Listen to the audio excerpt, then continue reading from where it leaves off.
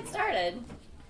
So I'm Leah Malone. I'm a director at PwC's Governance Insight Center. We're a small group at PwC that focuses just on corporate governance issues. We work a lot with PwC clients, boards, management. We come and give talks on whatever the board needs to learn about in the corporate governance area. So let me introduce our wonderful panelists today. We have Teresa Russell, who's a director at Semiconductor, who seems to know most of you in the room. She's also a former chief compliance officer at Kaiser Permanente, so she has a great perspective to bring. David Yankee is a director and the chair of the audit committee at Schnitzer Steel. And next to him is Callie Pappas, who's the chief compliance officer at Schnitzer Steel. So you'll see that the two of them have quite a partnership already. So let's get started, but again, it's such an intimate group, obviously. Feel free to ask questions as we go, or we can have questions at the end. We'd love for this to be as interactive as possible. So why don't we start with just kind of setting the stage and have each of you talk a little bit about the reporting relationships at your company. Callie, maybe you can start and tell us how it works at Schnitzer Steel. What are kind of some of the strengths of the way that it's structured? How does your reporting relationship work with the board? Okay, sure, Leah, thanks. And we are a small group, so but before I say anything, is there anything people really want to get out of this? Because we want to make sure we're responsive. Anybody any interests or? Okay. Or maybe They're here to learn. Practical. Yeah. Oh, it's practical tips things. and, Okay, well, how you really make this work. Okay. Well, I'll start with, as Leah said, the reporting relationship. The way we're structured, and it's been that way since the position was created, is that I report directly to the board through the audit committee. So essentially, David, who's the chair of the audit committee, is my boss. I also report administratively to the CEO and consult frequently with the general counsel and other senior leadership. And what I like about that is the direct board reporting does, I think, two things. Number one, independence. It ensures independence. And number two, it ensures access. Because by definition, if I'm reporting to a director and to the board, I'm going to have access to the board. And the administrative reporting to the CEO also gives me, frankly, a certain status and position in the company that helps me do my job. Because I think compliance really needs to have a seat at the table to be effective and needs to be seen that way by the company at large. So that's how I report. Did you want me to go on or just? That's great. Okay. Teresa, do you want to give us, you've had experience with a couple of different companies and different reporting relationships. Do you want to give us kind of another experience of how it works? Well, I mean, so there are a number of functions, I think, that have that, let's just call it access requirement. I mean, the general counsel obviously does, internal audit does. The chief compliance officer, I've seen a lot of different models where it either reports in through the general counsel. You know, as many of you probably know, the sentencing guidelines frown upon that, but I've seen it work both ways. I mean, I think it really has to work with the general counsel. How it reports, I'm not so hung up on that. I mean, I'm more concerned about what I would call forward progress than I am the reporting relationship. In our company, you know, well, and I'm on the board of a number of companies, but so I've seen different models, and I'm okay with whatever. I'm more concerned about the quality of the conversation than I am about the reporting relationship, and I'm concerned about the quality of the person in the seat and their ability to sort of throw the ball down the field a long way more than I am. So whatever that takes is really what I'm about. So how do you make sure that you do have a good quality of conversation? What are some of the really practical tips to make sure that you're getting there? Well, I mean, I think you know, I'm a pretty, you know, I'm an engineer and then also an MBA in finance. I mean, I like to have root cause conversations. I'm not real big, you know, personally speaking, on drama, and suspense isn't really a big part of who I am. So I'm pretty fact-based, and I think that the way I gauge a conversation, well, one, retroactively, it's the accuracy of the information that's been presented to me. We've all had instances where there's been sort of an alarmist tone, and then it turns out where the information wasn't accurate. In general, within this function, that's really not a good thing. There might be other functions in sales and marketing where you can have that situation because that's part of just the function. It's probably not appropriate within compliance and legal to do that. we try to have in-camera conversations with our GC and around compliance issues. Audit committee is where most of these items are handled. And Dave might have a different hybrid experience, although we have used NomGov as a committee to talk about culture, leadership, diversity, and there's some blurring. I would say that there's some blurring between sort of full ownership of the audit committee versus NomGov. And the reason why I say that is because as board members, we need to hold ourselves accountable, and NomGov is the committee where we do the self-assessment of the board. So to me, it has to go both prongs. And I'm okay with a certain amount of overlap on this conversation. I'd rather have more rather than less. Right. My experience is very similar. I'm on, besides this board, a couple others. They both happen to be in the financial services industry with a lot of regulation. And there, the compliance aspect is more around the regulatory side, and that comes up through the audit committee. On the ethics side, I've seen it come through Nom and Gov as well. In terms of reporting, I guess a couple things that I would add from a Schnitzer standpoint is annually Callie also reports to gives a compliance report to the full board. Listening to the last couple of days, that is not unique, but it also doesn't happen everywhere, and I think that's great. And the other thing that is unique at Schnitzer is the CEO, before every board meeting, puts together, about a 10-page kind of summary of what's going on in the company to try to get the board kind of up to speed as to what's happening. And it always includes a section on compliance in terms of what's happening, if there are any issues, and it's just a good way to kind of keep compliance top of mind, and it's not just the audit committee. In terms of the quality, maybe I just keep going. In terms of the quality of the conversation, I think it's all about relationships, and I have always tried to develop a close relationship with any of the functions that report to a committee I chair. And how do you do that? Just like, I was at a session yesterday, and I'm looking around. Nobody on that panel is in here. Not that there was anything wrong with it, but I mean, it was similar, and it's just, how do you develop a relationship? You show interest in what people are doing. You're candid, you're transparent. I like to feel that the relationship is such that, if Callie has an issue, she's not going to be bashful about sharing it with me. And she recognizes, I think, that I'll use that information in an appropriate manner, as opposed to, Callie told me this. And so, we spend some time outside of the meetings. Typically, I'll come in a day before an audit committee meeting. We talk on the phone if there's something that's going on. But to me, it's all about relationships. And I would agree with that. When I started at the company in this role, I knew a lot about regulatory compliance. I knew a lot about ethics. I knew nothing about boards. I had, at my former company, the board was this, group of gods that were on high and that had a security detail for the shareholders meetings, and it was Yeah.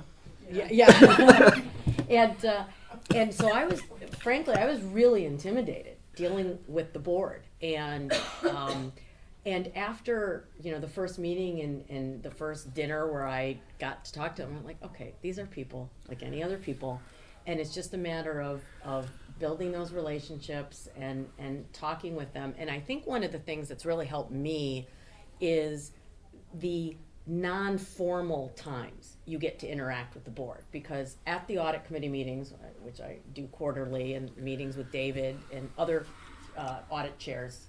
David is my third audit chair at Schnitzer since I've been there, and at the board. But sometimes we have lunches, or we're just chatting at a break, or there are dinners, and many of which senior leadership team is invited to, and just sitting at a table and talking about something completely different. That is crucial. So I'd say to any people out there that are dealing with the boards, take a moment to just chat with them about last night's football game or whatever the case may be, because that really helps build the relationship, and that leads to better conversations. Well, I mean, on that note, I think that as board members, we also have a responsibility to be approachable, right? I mean, because I look at, we all have many roles in our lives, right? And so, I have a role as a mom, right? I have a role as a leader. I have a role as a board member. At one point, I had a role as the CEO of my company. And I think that, talking about those and letting that intermingle a little bit, can be very helpful to be approachable, and to really, to your point, to really listen and to connect around what are some relevant topics that are in today's world, that might be interesting around the conversation. Sport, I find that the whole conversation around sort of what's happening in the NCAA around sports, I mean, that's a great conversation around a combination of both ethics, sort of the athleticism of it, what is the college education. I mean, there are a lot of really interesting ethical discussions that are happening that are outside of our companies that have some very interesting policy conversations around how education is funded, that can be very interesting discussions that don't have to be, just super intense about your company. Right. So this is a lot about the ways that these relationships are working. Let's look a little bit at the times when the relationships don't work quite as well. How is that likely to happen? I'm sure this has never happened at Schnitzer Steel, but from stories you've heard from others or experiences you've had at other companies, where does the relationship break down? What are some of the warning signs, and what should people be looking for in terms of improving a relationship that's sort of on its way down? Well, let me start with that. And I do have a lot of friends that are in this profession, and I have heard some bad stories. So, without naming names or anything, I think one common factor of the things that I've heard is boards that don't really care. I mean, that's got to be the most disheartening thing for a compliance officer. And I mean, let's face it, up until, we were just talking with Ethisphere and how this conference continues to grow. I mean, 15 years ago, you couldn't have gotten 20 people in a room to talk about ethics. The audit committees were focused on financials. There was some Sarbanes-Oxleys and control, but then all of a sudden compliance got overlaid, and it was, okay, audit committees should have oversight responsibility over a compliance program. And I think at a lot of companies it was just a bolt-on. Like, let's just do it. All right, let's bring in this compliance person to do a little and no one really got it. And I've heard that from a number of my colleagues. Now, that has changed now. I mean, I think in today's world, talk about an area where times have changed, that has changed. But I think from the compliance officer perspective, that would be one of the things that would lead to bad conversations, is really getting a sense that they don't think that what you're saying is important. This isn't, they're focused on the numbers and the accounting. From the other side, I would imagine, and I'll let Dave and Teresa elaborate, I would imagine a compliance officer that they didn't think was very competent, or worse yet, didn't have integrity, and that would be afraid to raise the difficult issues, because in this role you have to be courageous. So I think the board's got to feel that the person they have in role is competent, is operating in good faith, has integrity, and won't be afraid to raise those difficult issues. So, playing further on that point, assume the fear factor is gone. How do you appropriately manage the relationships that you have internally when you do need to go to the board? Right? So you've tried to work it out, you feel it's important that the board be aware of it, there's some hesitation to go there. What is the most effective way to do that, to not burn your bridges inside, but also fulfill your obligations for transparency? That's a great question. That's a great question, and that's probably the hardest thing. That's one of the big balancing acts you have to do, because obviously I think we'd all agree that the first time I notice a problem in the company, my first call isn't going to be to David. I'm going to talk to the business, investigate, figure out what's going on, talk to the senior leadership involved, talk to the CEO, and then we bring in David. I have had situations where getting that consensus took some time and was a little difficult, but I've been lucky that I always got there. So I've never been faced personally with no, we're not going to go to the board, and I felt we had to go to the board. Eventually I could get the consensus. but it takes time, and that's a lot of relationship building and building that trust. But at the end of the day, even though I haven't had to do it, I would do it, and I'm 100% confident that if it came to it, I would do it. So going through that process, after, let's say you have reached an impasse and you still feel it's necessary to go to David, do you actually say to your CEO, I understand we're in different places on this, I'm still going to pursue this? That's what I would do. Again, I haven't had to And do then it. David, what's your advice? For the Well, person I that is would- in that awkward I would hope that it would work just the way Kelly said. Frankly, I'd be very concerned if the CEO was trying to keep something from the board. I'd want to understand both sides. Let's put it that way, and really try to understand that, because that would be a red flag from a tone standpoint. And I haven't seen that either. I mean, all of us that do board work, I mean, the first thing that we do is try to assess the culture and who are we going to be working with from a management team standpoint. What are the other board members' backgrounds and those kinds of things. So if you're not feeling comfortable about one of those, you need to talk about it, and you may need to do something else. So would you recommend doing that through closed door, contacting you outside the meeting? How do you want that sort of, that conversation to take place? Because you don't want to stand up in the audit committee and. No, I mean, if we got to a situation that you were describing, that Kelly thought something needed to come to the board and the CEO didn't, we'd be having phone conversations, or perhaps even a meeting with both of us to talk about it before we get to an audit committee meeting. Well, I think there's a way to set the table. I mean, first of all, I think that having sort of an in-camera session as part of your standard practice, where you have one-on-one time, and then when you do have a problem, it's not a flag, and try to make that sort of, we don't always, but I would say we're trying to strive towards always having some private time with general counsel, having some private time about these issues, just like you do with internal audit, which I think is a more refined model. I think that's a good practice, right? So that when you do need that, one-on-one time, that you have air cover for it. So that, I think that's one thing. I think the other thing about it is, sometimes I've heard within the management structure that you need to deal with these other things before you need to deal with this one thing. And I do think that there are very legitimate issues around risk mitigation. I like the heat map approach, where, I mean, one of the other things that I've noticed being in the field, so I was a chief compliance officer, I was a CFO, I was a CEO, now I'm on a board. I do think that there's some merit to agreeing conceptually that you're going to put to bed these three issues, and as opposed to having 12 puddings in the oven that are uncooked, right? It's just too stressful. Yeah. And I think having a compliance team that's willing to have that conversation to say, hey, we might have some risk because these four things are uncooked, but we're at least going to put to bed these other three things and completely run them to ground so that the risk is mitigated to an acceptable level. I think that kind of dialogue can really make everybody feel more comfortable. And having that overt conversation around priorities can be a very healthy thing. And it's probably a little bit more of a constructive way, to say, okay, it gives you a platform to then the next year have this conversation around these unmitigated risks. And there might be some where you just don't feel, comfortable with.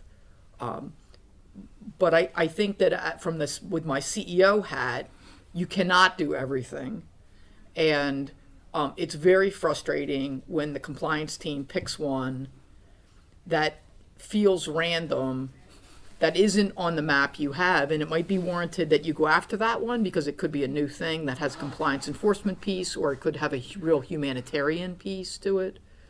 But I think that should be a very thoughtful conversation around how to mix that. So what are some of the other kind of red flags or places where you see or have heard of compliance kind of falling apart, that somehow the relationship is not working the way that it should be? Well, I mean, the one that comes to mind for me personally, which was, very painful, I was very early in my career, and I was working at General Dynamics, so this is a public case.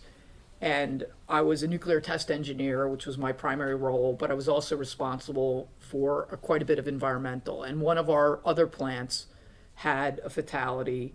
And, again, I was 25, so I might not have been able to fully comprehend it. But I think my directional view that this was unacceptable. And what happened was a test engineer in our Lima plant in Ohio had been driving a tank. There was a number of fumes, chemical fumes, and he was overcome by the fumes.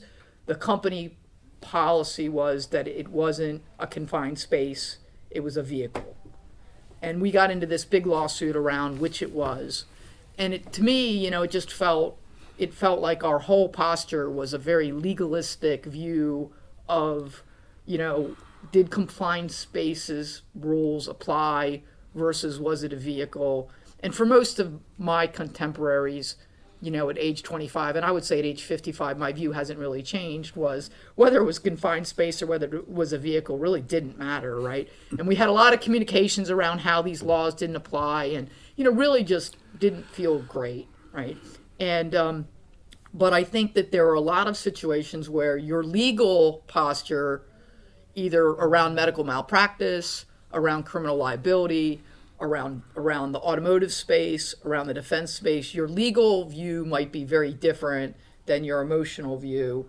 And I think being able to articulate that the outcome was clearly not what we as a company stood for, I think it's really important to articulate that and not let the legal component of it overwhelm your messaging, right? Without incriminating yourself as a company, without damaging your legal standing. And I understand, I'm not a lawyer, but I understand that there's some art to that. I don't think it's impossible to do. I mean, when you look at Johnson & Johnson and what they did in the Tylenol case, I thought that they got it right. Couple things come to mind. One, in preparing for it, Teresa, you talked a little bit about it. From a compliance standpoint, in terms of the relationship with others in the management team, is front-running issues, without adequate communication and, kind of a gotcha mentality. That's just, that won't work. In terms of relationships with boards, I had one situation where a new chief compliance officer was named and didn't have compliance experience. He was enthusiastic. But he never really got there, and it became apparent he couldn't articulate the issues in a way, and the audit committee just lost confidence in him, as did the management team, and we had to make a change after a relatively short period of time. So again, it's about being able to, knowing that you've got a person that's got the capabilities and the ability to communicate what the real issues are. And I think Teresa's point was a very interesting one, because and I won't give you the specifics, but I just had a conversation along those lines on something much less important than a fatality, which is terrible in any organization. But it's this idea of, yes, the policy says this, the law says this, but it just doesn't look good.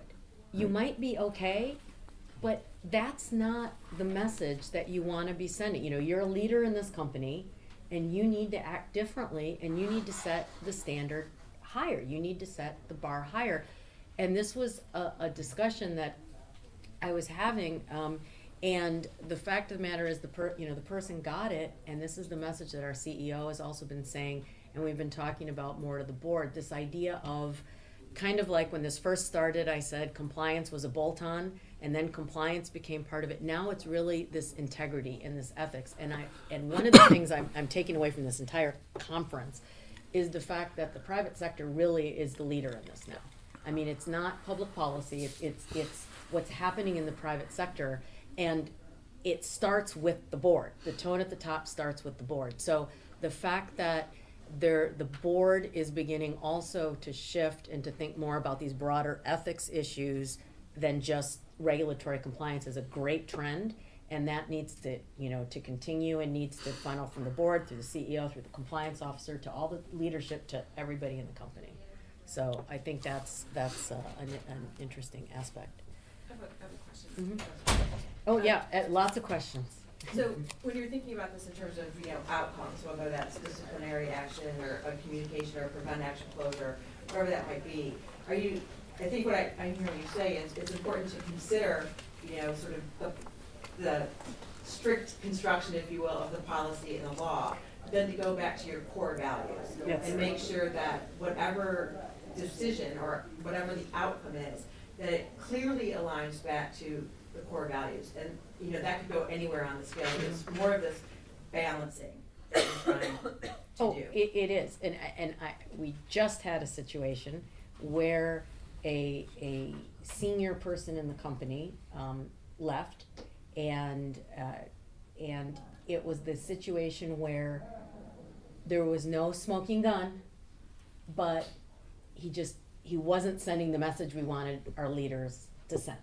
And that was, and it wasn't even a hard call. I mean, everybody kind of agreed, this is not who we want with our brand right now. That times have changed, and we need to make a decision. And that's not always easy, but it needs to be done. And one of the things we've started doing in all of our investigations, not so much on board reporting, but in our investigations is there are two types of investigations. There are two types of employment actions. One is the employee's not doing his job, okay? I don't deal with that. The guy's showing up late to work or isn't competent. But when there's something that is a violation, we are now every time tying it back to the code of conduct. Okay. If it's harassment, it's a code of conduct violation. If it's theft, it's a code of conduct violation. And we specify what it is, but we always tie it back to a violation of the code of conduct. This wasn't acting with integrity.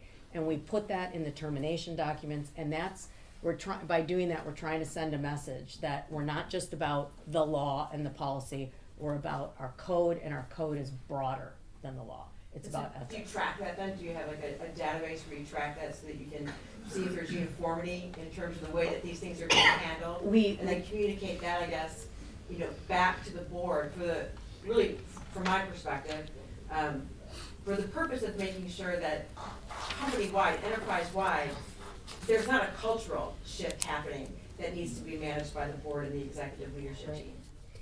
We do have the data, and we do report it up.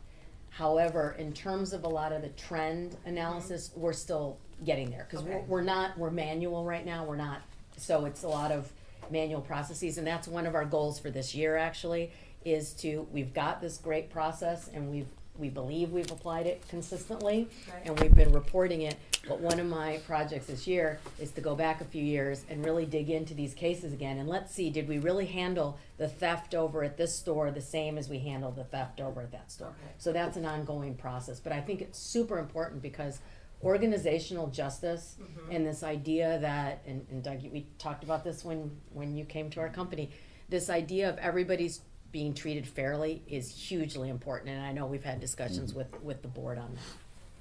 Can we go back to the board reporting for a second? Sure. And from both points of view, David, are you satisfied with the KPIs, the metrics, the level of detail? Does it sometimes feel like too much or too little? We're chuckling. What a segue to the next question, huh? Perfect. Let us up. I think it's good. Yeah. Well, yeah, and we've. Are you tired of the helpline stats? Well, I'm not bashful about talking with people, as Callie knows, about what I like and what I don't like. And it's not at all unusual after a meeting that, I'll pick up the phone and talk to somebody that reported to the audit committee, let's say, and to talk about, kind of how I would like to see it differently and why. And I think, by and large, most people appreciate that, looking for some guidance. I think it's very important to have those kinds of discussions, and everybody's different. I mentioned the panel yesterday, and they ended up talking a little bit about this same subject, and a couple of the people were saying, I overreport rather than underreport. I give a detail on every single, whistleblower hotline, and I'm kind of going, really? But then she qualified it with, that's what the audit committee chair wants. Yeah. And I don't. And so we've had those kinds of conversations, and you've just got to, the chair is going to kind of set the tone. Obviously, I talk with the other audit committee members. We do an evaluation, what's working, what's not working. But at the end of the day, the chair is going to have a big impact in what goes to the audit committee and how it looks. Well, I mean, on that one, I try to be, when I have conversations with management and any of my boards, in some cases, I'm pretty humble. I try to just say, I'm not sure what I want. I'm trying to have a conversation because I've seen, when you work, I worked at a Swiss bank for a long time, and you would have these reports that were an amalgamation of someone 10 years ago wanted this data field, and then someone wanted 2 years ago wanted this data field, and all of a sudden you have this camel designed by committee, and you're not even really sure, is it readable? And so, my basic question is, and I was a CFO, so my basic question is, well, how is this report used? How do you use this report? Mm-hmm. And sometimes management will say, we're not really sure, And that happened a lot in government. When I was in government, I came into the Bush administration, and, they would give me reports, and, I'm pretty humble. I was like, what am I supposed to do with this? And people said, well, it's a report. It's a report we give you. And I said, well, what do I do with the report? And, they said, well, we don't know. Like the previous, assistant secretary used it, and we don't really know was the answer. And then I said, well, how do you use it? And they said, well, we don't really know either. And I said, well, why do we do this report? And they had an answer to that, which was Congress wants this report, right? Well, it's not just Congress. I've got another example, and one of the other companies that I'm on the board, and the audit committee kept on asking for information on what allowance for loan loss, so is the bank. Gradually we were getting some more information and how it's shown, but it's not there yet. And so I finally, that comes out of credit as opposed to finance. And so I asked the CFO, I said, how do you use this report? She said, I don't. I said, that tells me something. So we need to work on this to make it better, and we'll do that. But on that note, there is a case study. It's not a formal case study, but it's a very interesting point in time that for all of us as Americans who pay taxes, so if you're not an American and you pay taxes somewhere else, but in essence, the IRS was tired in the late 90s. Unfortunately, they've gone through a cycle of some challenges again, but the idea was that there are certain things as a revenue collection agent you are supposed to do and you're not supposed to do. And the list of what you're supposed to do and not supposed to do is, literally in hundreds of binders. And they created, as a result, Robert Rubin, when he was Secretary of Treasury, so this would have been before I took office, created this thing called the 10 Deadly Sins. And the 10 Deadly Sins was sort of an amalgamation of themes that you were not supposed to do as a revenue agent, right? And it actually was a very brilliant move. My predecessor, Nancy Killefer, who's the partner who runs the McKinsey DC office, had worked on the task force that created this. And I think it gave a directional lens around what the expectations were of you as a revenue officer. Now, these are very important jobs, right? These are jobs with people who are actually working directly with the taxpayer, who either fits into a category of can't pay, won't pay, will pay, right? And so that means either people who owe taxes but cannot physically pay, owe taxes but can pay but don't want to, or people who would pay if they really understood their bill. And it was a very successful program. And I've used that with sort of the sales and marketing reps in banking around, so what are the, maybe not 10 things, but what are the 3 or 4 themes that we really want you to understand around, say, markups on sales commissions, spreads on commissions, yield rate, communications with municipal bonds.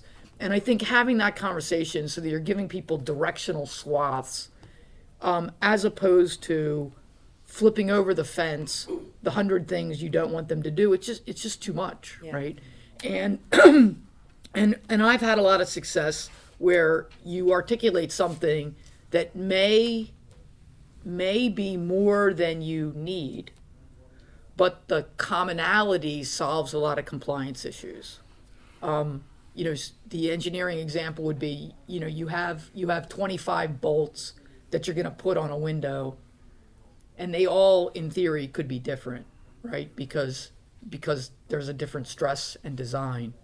But if you're the design engineer, you wouldn't give the people that are building the window 25 different bolts and 25 different nuts, because they would get interchanged, right? So what you're going to do is you're going to pick a common size, and you're going to say, for that application, this is what we're going to use. And I think the compliance and legal team could do that, right? I find a lot of discussions around gifts and entertainment. And at the end of the day, we could really just solve this, right? This is your gift. This is your limit. This is what you're going to do. And, we're having too many discussions that imply a degree of flexibility that really isn't there.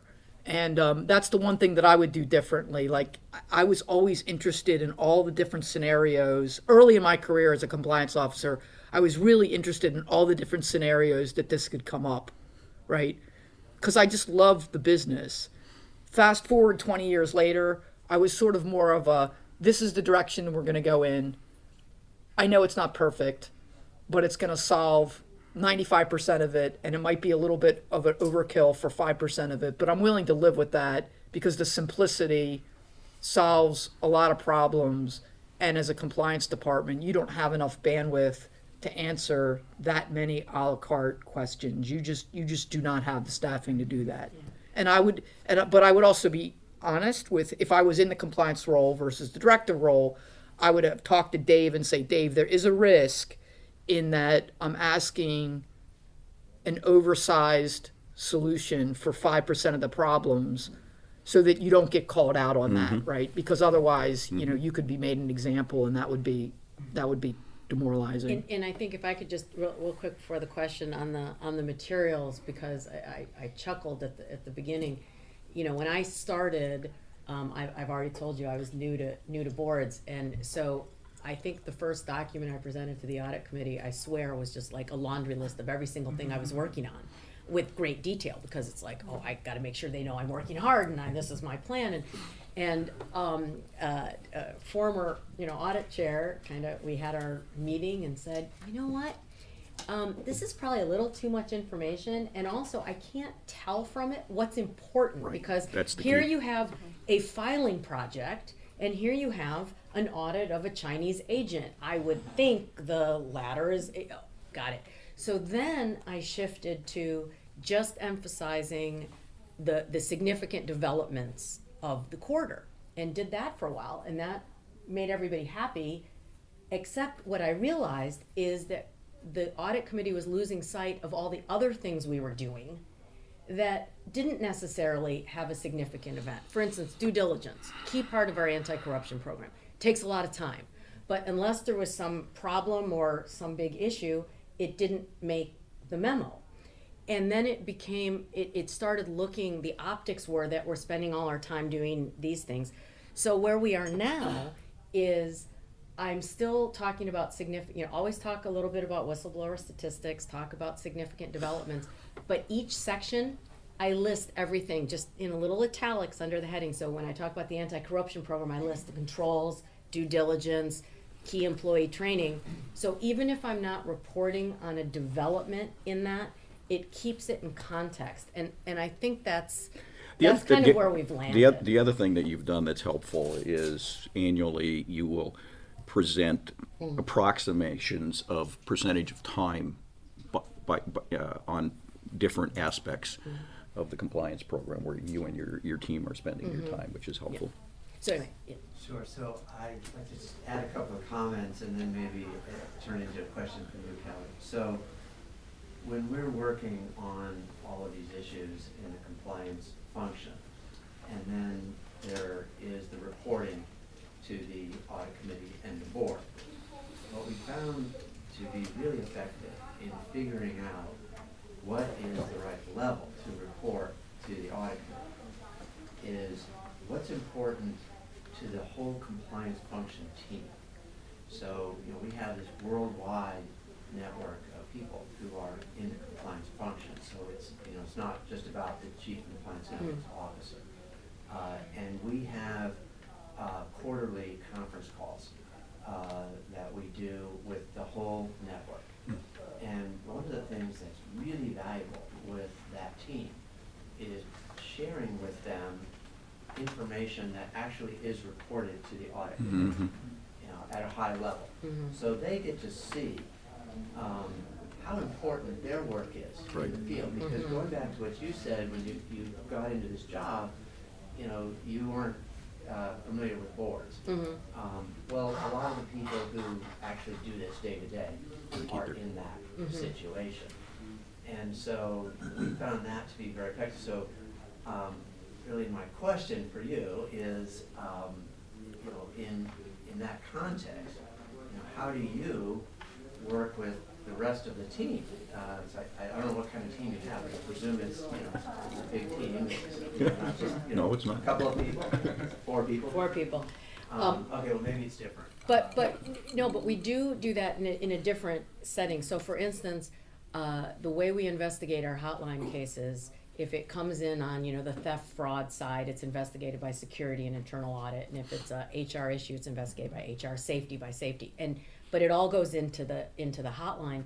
And one of the things we were finding is we were having trouble with some of the teams getting the reports documented promptly, and it was time for us to report the audit committee, and my team would be calling and saying, hey, we need that. And finally I said, you know what, I don't think they get it. So we called a meeting and I said, let me show you what I present. Here's why it's important for you to give me this information timely and document it well, because it goes into this report that then goes to the audit. I got instant, it was like a light bulb went off for me and for them, get the context. And I've done that with security, internal audit, and then even with the businesses. Sometimes I say, if we have a control failure and we're doing a root cause analysis and they might be dragging their feet, guys, I report on this to the audit committee and provide them the context. So it's a little different because we don't have the global team, but it's the same context the same theory that I do.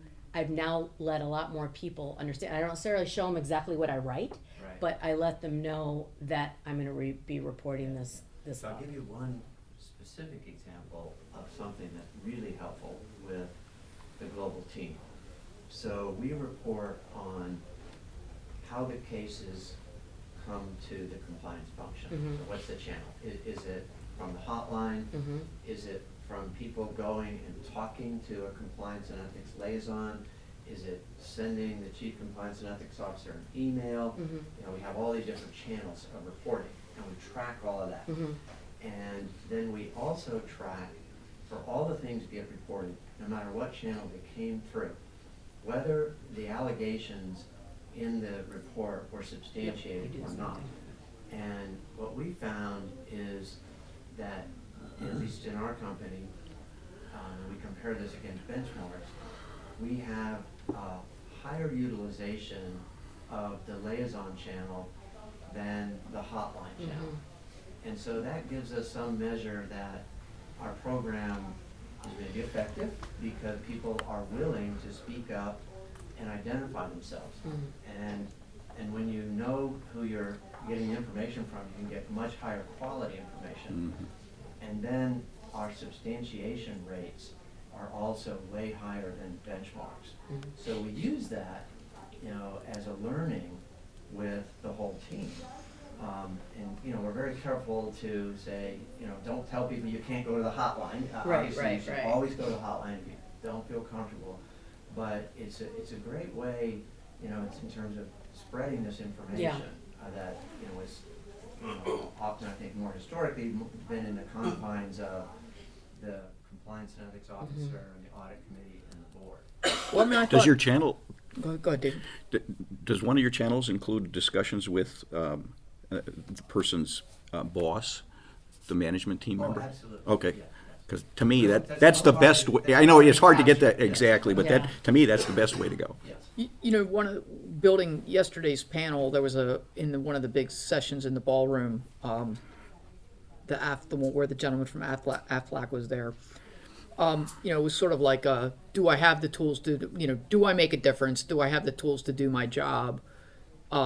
Is there a meaningful career path? I think the tools to do your job is really an interesting one.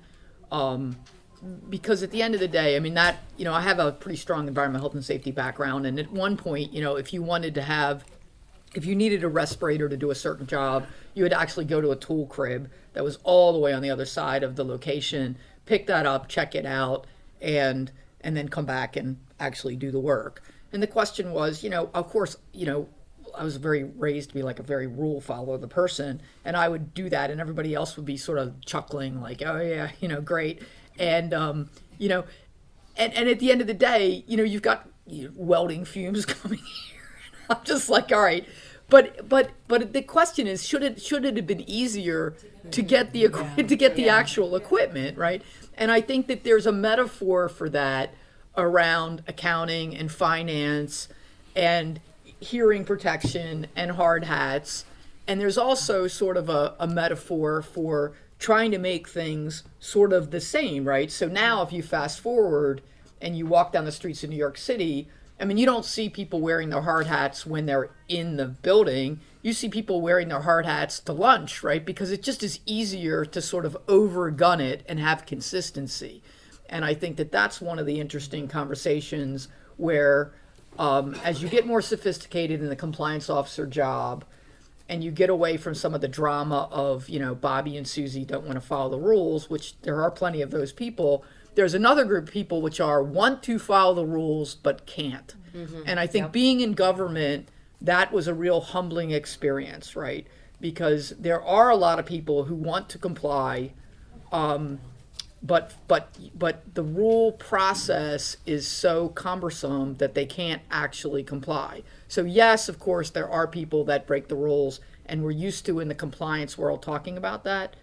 I learned a lot from the Gallup survey. So the Gallup survey is a very rigorous process, and basically it talks about employee engagement. And you don't try to make a 1 a 5, right? So 1 is a person who's very disengaged, probably looking for another job, or worse, staying in the job, making it miserable. And a 5 is a person who's really digging what they're doing and they're really into it. And you don't start with trying to make a 1 a 5. You try to make the 4s 5s, and then you try to make the 3s 4s, and you sort of there's a philosophy that Gallup teaches you, which is very brilliant around engagement. I think the same thing applies to compliance, right? I think your natural tendency is to go after the people that are the non-compliant people. Now with more experience, I think it's interesting to go after the people that want to be compliant, but there's an impediment in your reporting that prevents them from being, but they don't necessarily want to talk about it because they're probably like me, still stuck trying to make sure that it works and, looking at it like, well, I must be doing something wrong. There's this great book called The 4 Tendencies by Gretchen Rubin, and it talks about how people respond to an expectation. And there's 4 main personality or tendencies: obligers, upholders, questioners, and rebels. And it's so fascinating from the compliance perspective because you can see it in the most simple communications, and she can predict how the 4 personalities will respond to the most simple statements, like wipe the sink when you're done. Well, if you want to appeal to a rebel, you don't tell them that because they see the rule and they can't do it. But if you don't wipe the sink. More than compliance reading but then there's the obliger that of course can wipe the whole sink down because this is what they've been expected to do. And then there's the questioner, well, why do I need to wipe the sink? What good is that going to do? Will that spread germs? And so it is fascinating when you apply it to the rules that we try to establish in compliance and appealing to those different personality types. You can actually take the quiz online to see. Oh, great.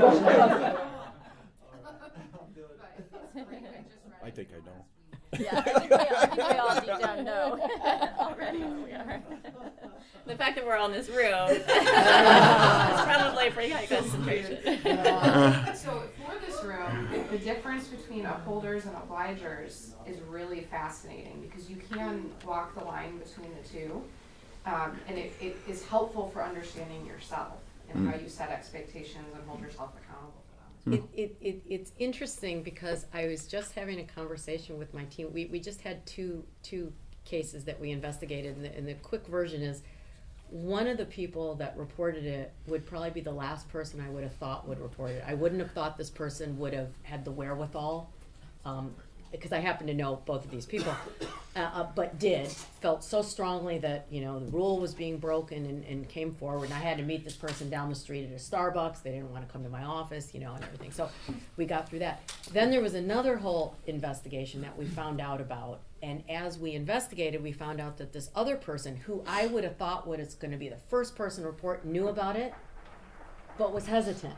And that's really made me think, because I would have thought exactly the opposite. So I wrote that book down because I think in compliance we have to find a way to get beyond, you know, I think what I've been saying, and I need something better, because compliance 2.0 is kind of boring, but it's this idea of, okay, we've put in our processes, we've all got our controls now, we've all got our hotlines, we've all got our board stuff, you know, we've kind of all got that.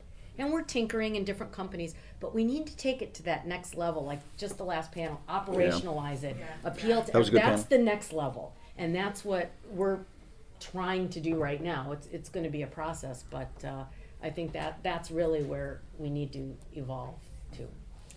Okay. Well, I think we're just about out of time, but I really want to thank our panel and thank all of you for making this a really fun discussion. I think it was really helpful for all of us.